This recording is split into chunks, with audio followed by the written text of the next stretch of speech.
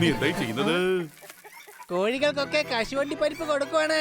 നീ എന്താ കഴുതയാണോ? അതെ. അതെനിക്ക് കണ്ടപ്പോഴേ തോന്നി. കൂട്ടിലിട്ട് വളർത്തുന്ന കോഴികൾക്ക് കശുവണ്ടി ബാദം പരിപ്പാണോ കൊടുക്കുന്നത്? അതൊക്കെ ദഹിക്കണമെങ്കിലേ നന്നായിട്ട് ഓടേണ്ടി വരും, അറിയാവോ? ഇത് തന്നെയാ തോത്താറാമൻ പറഞ്ഞേ. അതായത് കശുവണ്ടി ബദാം പരിപ്പൊക്കെ ദഹിപ്പിക്കാൻ വേണ്ടി ഓടേണ്ടി വരുമെന്ന്. ഓടിക്കോ ഓടിക്കോ, അല്ലെങ്കിലേ നിങ്ങളുടെ ആരോഗ്യം ഒക്കെ പോകും.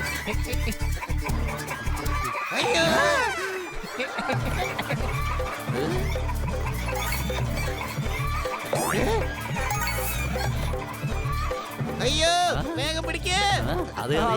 വേഗം പിടിക്കാം.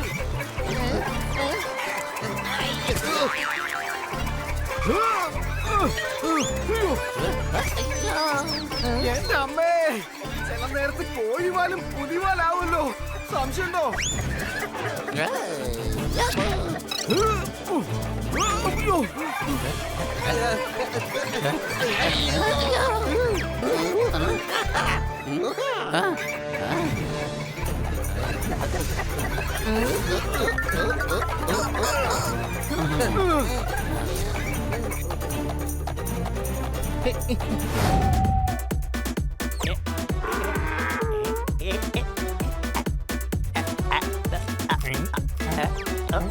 അല്ല, നീ എന്താ ഈ തിന്നുന്നത്?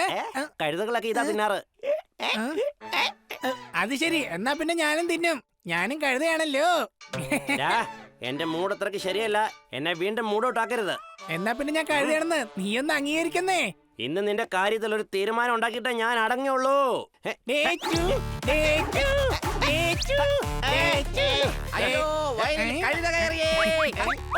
കേട്ടില്ലേ, വയലിൽ കഴുത കയറിയിട്ടുണ്ടെന്ന്. അതായത് നീയും പിന്നെ ഞാനും.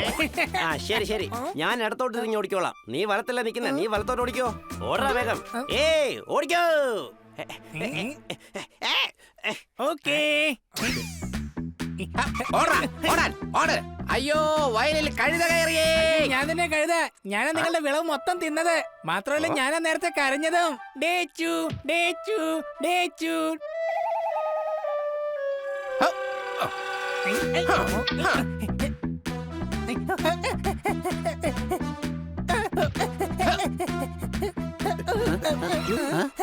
അയ്യോ, നിക്കണേ, ഒന്ന് നിക്കണേ ചേട്ടാ. എന്തിനാ അവനെ തല്ലാൻ ഓടിക്കുന്നത്? ഇവൻ ഞങ്ങളുടെ വയലിലെ വിളകൾ മൊത്തം തിന്നുകയായിരുന്നു. എന്നാ പിന്നെ കഴുതയും തല്ലിക്കൂടെ? അതും തിന്നുമല്ലായിരുന്നോ?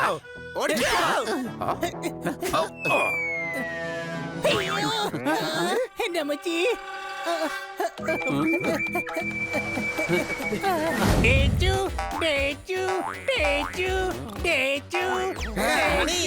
പുതിയ അലാറം വല്ലതും